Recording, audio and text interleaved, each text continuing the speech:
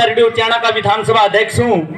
मेरे साथ ही पहुंचे मेरे बहुत ही सम्मानित साथी भाई रतन छात्र जी और बहुत ही सम्मानित भाई सनी छात्र जी और बहुत ही सम्मानित मेरे भाई प्रवीण छात्र जी मेरे साथ में पहुंचे हैं, जो मेरा हर पल साथ दे रहे हैं। मैं इनका भी बहुत बहुत साधुवाद करता हूं, इनका भी धन्यवाद करता हूं। सम्मानित साथियों, आज हम आपके गांव के अंदर आए हैं। आज आपके गांव कुचराना के अंदर हम लोग आए हैं। तो आज यहाँ पर आए हैं हम, क्यों आना पड़ा हमें उसकी वजह बताएंगे। क्योंकि आज इस देश के अंदर जिस प्रकार से आपके हक अधिकारों को छीना जा रहा है, जिस प्रकार से इस देश के अंदर जो आपके अधिकार थे उनको खत्म करने का काम किया जा रहा है, जिस प्रकार से आज इस भारतीय संविधान को पूरी तरह से समाप्त करने के ऊपर ये बीजेपी की सरकार तुली हुई है। सम्मानित साथियों, उसको बचाने के लिए उसको आज बचाना बहुत ही जरूरी हो गया है। तो उसी के लिए संघर्ष करते हुए हम आप सभी के बीच में पहुंचे हैं। आज इस देश के अंदर एक किसान आंदोलन चला हुआ है। सम्मानित साथियों, आप सभी की नजरों में वो किसान आंदोलन हो सकता है, लेकिन अगर हमारी नजरों से उसको देखा जाए, हमारी सोच से उसको परखा जाए, तो वो किसान आंदोलन नहीं बल्कि आज इस पूरे देश का जन आंदोलन बन चुका है। इस पूरे देश का एक आंदोलन बन चुका है, क्योंकि ये किसान आंदोलन एक ऐसा आंदोलन है जो आपकी फसलों को, नस्लों को बचाने का काम करेगा। सम्मानित साथियों, आज के समय में जो ये सत्ताधारी पार्टियां हैं, जो ये सरकारें हैं, ये क्या चाहती हैं कि आपको चंद पूंजीपतियों का गुलाम बनाने के लिए ये सरकारें आई हुई हैं। ये चाहती हैं कि आज आपको अडानी और अंबानी का गुलाम बनाया जाए। जिस प्रकार से 200 साल पहले यहाँ पे अंग्रेजों ने व्यापार किया था और उसके बाद व्यापार के माध्यम से उन लोगों ने इस देश के मेहनतकश लोगों को गुलाम बनाया और उसके बाद उन्होंने इस देश के ऊपर कब्जा किया था, उसी प्रकार से सम्मानित साथियों, आज ये फसलों के दाम को एमएसपी का कानून ना बना करके और ये 3 काले कानून लेकर के आए हैं, उनको ला करके ये चाहते हैं कि आज आप जो ये अडानी और अंबानी बैठे हैं इनके तलवे चाटने के लिए मजबूर हो जाएं, इनके गुलाम हो जाएं। सम्मानित साथियों, अपने घरों से बाहर निकलना होगा और जो हमारे महापुरुषों ने लड़ाई लड़ी है, चाहे बाबा साहब doctor B are Ambedkar ji की बात करें, उन्होंने अपनी 4 औलादें कुर्बान करते हुए आज सभी के लिए आपके अधिकारों को सुनिश्चित किया था। अगर हम ज्योतिबा फुले जी की बात करें तो उन्होंने अपने घर को तबाह करते हुए, उन्होंने अपने परिवार को न्यौछावर करते हुए आपके लिए शिक्षा के रास्ते खोले थे। अगर साहू जी महाराज की बात करूं तो उन्होंने सबसे पहले आपको जो आरक्षण की बात करते हैं, सबसे पहले साहू जी महाराज ने आपको आरक्षण देने का काम किया था। और अगर सर छोटूराम जी की बात की जाए तो सबसे पहले किसानों के मसीहा बनने का काम और सबसे पहले किसानों का कर्जा माफ करने के लिए और किसानों के लिए, मजदूरों के लिए लड़ाई लड़ने का काम सर छोटूराम जी ने किया था। और उसके बाद अगर इन किसानों की जो बहियां जो इन पूंजीपतियों के पास पड़ी हुई थी, जो इन बड़े बड़े जमींदारों के पास पड़ी हुई थी, उसको जलाने का जो काम किया था वो चौधरी देवीलाल जी ने काम किया था।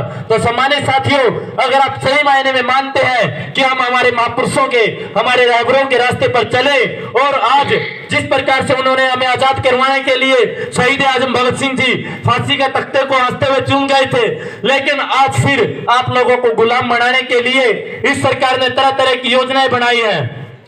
आज आप यहाँ पे घरों में बैठे हैं, आपको सिर्फ एक चीज दिखाई दे रही होगी टीवी के अंदर, किसान आंदोलन। लेकिन उस किसान आंदोलन की आड़ में बहुत से ऐसे कानून और भी इस सरकार ने बनाने का काम किया है जो आप ना सोच पाए हैं और ना देख पाए और ना सुन पाए हैं। उनके ऊपर एक्शन लेना, अमल करना तो बहुत दूर की बात है। सम्मानित साथियों, सबसे पहले तो जो ये किसान पुत्र हर जगह धरना कर रहे हैं, जो धरती पुत्र हर जगह धरने प्रदर्शन कर रहे हैं, इनका भी आप जितना साथ हो सके उतना साथ दें। और उसके बाद इस किसान आंदोलन की आड़ में इन्होंने एक चीज और कर दी कि जो आपके बच्चे पढ़ते थे स्कूलों के अंदर, बहुत से हमारे बच्चे, बहुत सी हमारी बहनें वो कॉलेजों के अंदर, चाहे वो एमए करती हो, चाहे वो बीएड करती हो, चाहे वो एलएलबी करती हो, चाहे वो पीएचडी करती हो, उनकी जो स्कॉलरशिप बंद करने का काम इस सरकार ने किया है। सम्मानित साथी, आपके बहुत से युवा साथी यहाँ पे, बहुत से युवा साथी बीएड के अंदर भी होंगे, एमए के अंदर भी होंगे और एलएलबी भी कर रहे होंगे, यूनिवर्सिटियों के अंदर भी जा रहे होंगे। उनसे आप पूछ के देखना कि उनकी स्कॉलरशिप कब से अटकी हुई है। उसके बाद ये आपको बहुत ज्यादा बरगलाने का काम करते हैं, बहुत ज्यादा आपको धोखे में लेने का काम करते हैं। और वो किस प्रकार से करते हैं? सबसे पहले वार करते हैं आपकी शिक्षा व्यवस्था के ऊपर, क्योंकि शिक्षा वो चीज है, अगर शिक्षा इस देश के अंदर आ गई तो वो सवालों को जन्म देगी, और अगर वो सवालों को जन्म देगी तो आप इस देश के हुक्मरानों से सवाल करने लग जाएंगे। और इसलिए ये नहीं चाहते कि आपके बच्चे पढ़ लिख पाए। इन लोगों ने क्या किया? जो आपके सरकारी स्कूल थे उनके गेट बदलने का काम इन लोगों ने किया, और उसके बाद उन्होंने लिखा कि model Sanskrit senior secondary school. उसके बाद क्या हो गया? उनके अंदर एडमिशन की फीस लागू कर दी, और पर मंथ वहां पे आपको पैसे देने पड़ेंगे। हर महीने अब आपको वहां पे भी फीस जमा करवानी पड़ेगी जो आपके सरकारी स्कूल थे। देना तो बहुत दूर की बात है, इन्होंने उल्टा आपसे लेना शुरू कर दिया। इन्होंने उल्टा आपसे ही लेना शुरू कर दिया। क्या किसी भी स्कूल का गेट बदलने से, क्या किसी भी कॉलेज का गेट बदलने से वहां की पढ़ाई व्यवस्था, शिक्षा व्यवस्था अच्छी हो जाएगी? क्या वो सुधर जाएगी? सम्मानित साथियों, ये सब इसलिए कर रहे हैं क्योंकि आज आप लोग घरों के अंदर बैठे हुए हैं। आज आप लोग लड़ाई नहीं लड़ रहे, और अगर आप ऐसे ही रहे तो मैं गारंटी के साथ कह सकता हूं कि वो दिन दूर नहीं है जिस दिन आप फिर से गुलाम हो जाएंगे, जिस दिन आप फिर से गुलामी के उसी रास्ते पर चल पड़ेंगे। क्योंकि उसके साथ साथ इन लोगों ने क्या किया? जो आपके बच्चे डॉक्टरी का कोर्स करते थे, जो आपके बच्चे आप चाहते थे कि हमारे बच्चे इंजीनियर बनेंगे, डॉक्टर बनेंगे, उसी डॉक्टरी की फीस एमबीबीएस की अगर मैं बात करूं तो सबसे पहले 54,000 रुपए एक साल की फीस होती थी। सम्मानित साथियों, 54,000 रुपए एक साल की फीस होती थी, लेकिन इस सरकार ने क्या कर दिया? उसी एमबीबीएस की फीस को एक साल की फीस 10 लाख रुपए कर दी। एक साल की फीस 10 लाख रुपए कर दी। जो कोर्स आपका 2,70,000 रुपए में कंप्लीट होता था, वो कोर्स आज आपका 50 लाख रुपए में हो रहा है। और वो 50 लाख तो आपके जो सरकारी इंस्टीट्यूट हैं उनके अंदर 50 लाख रुपए लग रहे हैं। अगर आप प्राइवेटों के अंदर जाओगे तो वहां तो कई कई करोड़ों की बात होगी। क्या आप सोच सकते हैं? 50 लाख, जिसके पास 5-10 किले हैं, वो भी एकदम से व्यवस्था नहीं कर सकता, अपनी जमीन बेच के तो भले ही कर दे। और जो हमारे साथी जो 1,00,000-1,50,000 रुपए भी सैलरी ले रहे हैं, उसके लिए भी 50 लाख बहुत बड़ी बात हो जाती है। और जो हमारे गरीब परिवार है उनके लिए कितनी बड़ी बात हो जाएगी। तो सम्मानित साथियों, उसके बाद ये क्या करते हैं? अभी संत श्रोमणी गुरुदास जयंती गई है, उसके ऊपर इस हरियाणा प्रदेश के मुख्यमंत्री एक बयान देता है कि जिसके भी बीपीएल राशन कार्ड बने हुए हैं, हम उनको मकान मरम्मत के लिए 80,000 रुपए देंगे। सम्मानित साथियों, वो 80,000 रुपए तो बहुत दूर की बात है। इससे पहले मकान मरम्मत के लिए 50,000 रुपए थे। वो कितने लोगों को मिले हैं? वो कितने हमारे गरीब परिवारों को मिले हैं? ये सिर्फ और सिर्फ जो इस देश के शहीद रहबर क्रांतिकारी हुए हैं उनकी जयंतियों पर आते हैं, और उसके बाद ये क्या करते हैं कि योजनाएं बना देते हैं, उनको बोल देते हैं कि हम ये चीज लागू करेंगे, वो चीज लागू करेंगे, लेकिन होता क्या है? वही जीरो रिपोर्ट। उसके बाद हम बात करते हैं कि कन्यादान राशि, ये हमारी बच्चियों को शादी के अंदर बोलते हैं कि हम कन्यादान राशि देंगे, और वो कन्यादान राशि आज तक किसी को भी मंडप के दिन या शादी से पहले मिली हो तो मुझे बताइए, क्योंकि शादी आपके गांव में भी बहुत सी लड़कियों की हुई होंगी। ये क्या करते हैं? हम अपनी बच्चियों की शादी करते हैं 2-3 लाख रुपए कहीं से भी ब्याज पे अंगूठा लगा करके हम लोग उठाते हैं ब्याज पे, उसका 2 या 3 रुपए सैकड़ा ब्याज होता है। अगर आप किसी फाइनेंसर से लेंगे तो वो कम से कम 8 रुपए सैकड़ा ब्याज आपका पड़ता है, जो फाइनेंसर का होता है कम से कम 8 रुपए पड़ता है। उसके बाद तो 10, 12, 14 वो जितना भी है वो होता है। उसके बाद आप क्या करेंगे? सम्मानित साथियों, आपको जाना पड़ेगा सरपंच के पास, नंबरदार के पास, और वो ये भी हो सकता है कि आपने उस नंबरदार की खिलाफत कर रही हो इलेक्शन के समय, उस सरपंच के आपने वोट ना दिए हो, क्या वो उसके प्रश्न पर लगा देगा? क्या वो उसको आपको वेरीफाई करके दे देगा? उसके बाद क्या करते हैं? जो तहसीलदार है इस चीज से भी नहीं मानते, वो बोलते हैं कि नंबरदार को वहां पे लेकर के आइए, नंबरदार को आप वहां पर लेकर के आइए, वो वेरीफाई करेगा कि हमारी इस लड़की की शादी फलाने गांव के इस लड़के के साथ हुई है, और उसके बाद वो आपकी कन्यादान राशि के लिए बोलेंगे कि ये कागज जरूरी है। उसके बाद भी नहीं देते तो सम्मानित साथियों, उसके बाद हम क्या करते हैं? जब चक्कर लगा लगा कर थक जाते हैं तो देखते हैं कि हमारा कोई ऐसा साथी हो जो हमारा काम करवा दे, और रिश्वत के नाम पे 10-20 हजार रुपये वो आपसे मांग लेगा। और उसके बाद क्या होगा?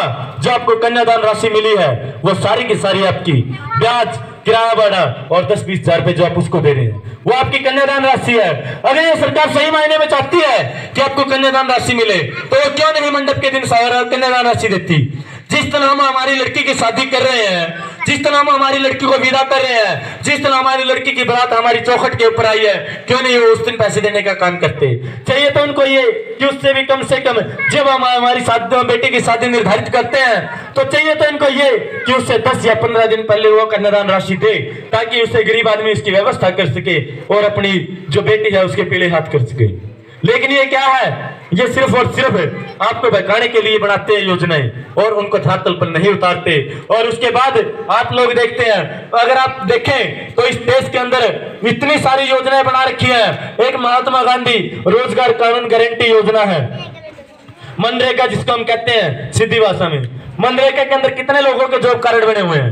एक जॉब कार्ड के ऊपर 100 दिन का रोजगार कम से कम मिलता है। और आपके गांव का सरपंच अगर चाहे, आपके गांव का जो रोजगार सहायक है, अगर वो चाहे तो जितने भी जॉब कार्ड बने हुए हैं सभी को पूरे के पूरे 100 दिन का वो रोजगार दे सकता है। अगर आप एक बार अपनी डिमांड बना करके एबीपीओ के पास भेजते हैं, सरपंच के पास भेजते हैं, अगर सरपंच एबीपीओ आपकी डिमांड नहीं लेता, उसके पास आप बीडीओ के पास भेजते हैं, और जब आपको काम नहीं मिलता तो आपको सम्मानित साथियों 13 दिन का बेरोजगारी भत्ता मिलता है। अगर आप काम की डिमांड करते हैं और आपको नहीं मिलता तो 13 दिन के पैसे आपको देने पड़ेंगे इस सरकार को, घर बैठे आपको पैसे देने पड़ेंगे। लेकिन कितने लोगों को मिलते हैं? तो इन्हीं चीजों को लेकर के हमने आपके उच्चाणा विधानसभा के अंदर, उच्चाणा के अंदर जो गुरु रविदास मंदिर है, हमने वहां पे इन्हीं मांगों को लेकर के एक प्रदर्शन रखा है। और हम चाहते हैं कि जो भी इस सरकार की जो गलत पॉलिसियां, जो इस देश के जन विरोधी जो पॉलिसियां लेकर के आ रही हैं, उनके विरोध में हम एक प्रदर्शन कर रहे हैं। आपके उच्चाणा के गुरु रविदास मंदिर के अंदर 9 मार्च को हम वहां पे प्रदर्शन कर रहे हैं। आप सभी सम्मानित साथियों से भी अनुरोध करूंगा कि आप अगर सही मायने में चाहते हैं कि इस देश को बचाया जाए, आपके आने वाली फसलों को और नस्लों को बचाया जाए, ज्यादा से ज्यादा वहां पे पहुंचना पड़ेगा। क्योंकि आज अगर आप नहीं खड़े हुए तो फिर कभी नहीं खड़े हो पाएंगे। क्योंकि आप देख सकते हैं इस देश के अंदर इतने हमारी बेटियों के इतने रेप होते हैं। अभी उत्तर प्रदेश के अंदर की बात करूं मैं, इससे पहले हमने हाथरस की एक बेटी के लिए संघर्ष किया था, उसके लिए हम सड़कों पे उतरे थे। अभी परसों की बात है, एक बेटी के साथ रेप किया और जब उसके पिता ने एफआईआर दर्ज कराई तो उसके पिता को गोलियों से भून दिया गया, उसके बाप को ही मार दिया गया। ये इस देश की कानून व्यवस्था है, ये इस देश की व्यवस्था है। तो सम्मानित साथियों, जब तक इस देश के अंदर संविधान को मानने वाली सरकार नहीं बनती, जब तक इस देश के अंदर हमारे महापुरुषों की विचारधारा को मानने वाली सरकार नहीं बनती, जिस प्रकार से मान्यवर साहब काशीराम जी कहते थे कि जब तक आपकी हिस्सेदारी संसद के अंदर नहीं होती, जब तक आपकी भागीदारी संसद के अंदर नहीं होती, तब तक आपकी हिस्सेदारी और तब तक आपकी भागीदारी इस देश की सड़कों के ऊपर, इस देश की संसद के ऊपर आपकी हिस्सेदारी इतनी होनी चाहिए कि इस देश की संसद के अंदर जो लोग बैठे हैं उनकी कुर्सी हिलाने का काम आप लोग कर सको, उनके जो चूल की जो बोलते हैं वो आप हिलाने का काम करो, उनको आप दिखा सको कि हाँ हम लोग जिंदा हैं। तब तक आप संघर्ष करोगे जब तक आपके अधिकार नहीं मिल जाते और जब तक आप इस सत्ता के ऊपर काबिज नहीं हो जाते। सम्मानित साथियों, तब तक आपको संघर्ष करना पड़ेगा, अन्यथा ऐसे ही आपकी बहू बेटियों के साथ भी अत्याचार होते रहेंगे और ऐसे ही जो आपके अधिकारों को दिन प्रतिदिन छीना जा रहा है वो भी ऐसे ही छीनते रहेंगे। तो एक बार फिर से आपसे रिक्वेस्ट करता हूँ, सबसे पहले तो ये रिक्वेस्ट करता हूँ कि मैं बहुत जगह पर देख रहा हूँ कि हमारे किसान भाई जो खड़ी फसल उसके ऊपर ट्रैक्टर चला रहे हैं, एरो चला रहे हैं, उसको नष्ट कर रहे हैं। तो उनसे अनुरोध करूंगा कि वो खड़ी फसल को नष्ट ना करें, क्योंकि उससे सरकार का कोई नुकसान होने वाला नहीं है, उससे नुकसान होगा तो आपका होगा।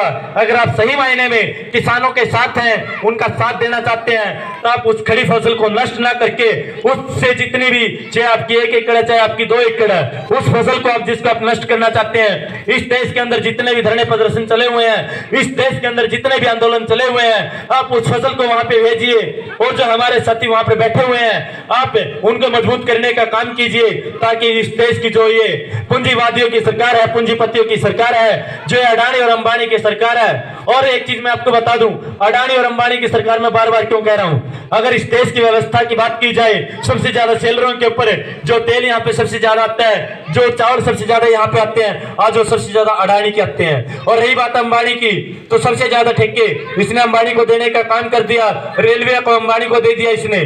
उसके बाद हम बात करें कि जो आपके फोन होते थे उनकी इनकमिंग बिल्कुल फ्री होती थी, कभी उनके ऊपर कोई चार्ज नहीं लगता था। लेकिन जब से ये सरकार आई है, कम से कम इनकमिंग करवाने के लिए भी, सुनने के लिए भी 1 महीने का 49 रुपए का आपका रिचार्ज करवाना जरूरी है।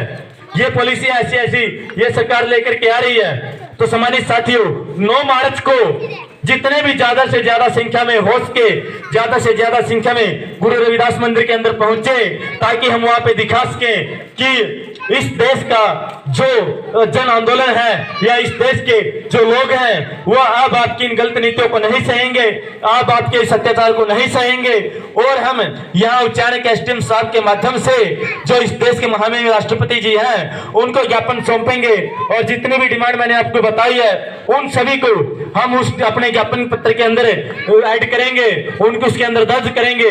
तो सम्मानित साथियों, एक बार फिर रिक्वेस्ट करता हूं कि हम लोगों को मजबूत करने के लिए, और हम ये अपने हिस्से के नहीं बल्कि कहीं ना कहीं आपके हिस्से की भी लड़ाई लड़ रहे हैं, तो हमें मजबूत करने के लिए और इस देश के और आपके अधिकारों को सुनिश्चित करने के लिए, सुरक्षित करने के लिए सबसे ज्यादा आपको उच्चारण में ज्यादा से ज्यादा संख्या में पहुंचे और वहां प्रदर्शन में पहुंच करके प्रदर्शन को मजबूत करने का काम करें, और इस सरकार ने जितने भी कानून कानून बनाए हैं उनको वापस लेने के लिए मजबूर करें। आप सभी ने मुझे इतनी देर तक झेला, आप सभी ने मुझे इतनी देर तक सुना, आप सभी का बहुत बहुत साधुवाद।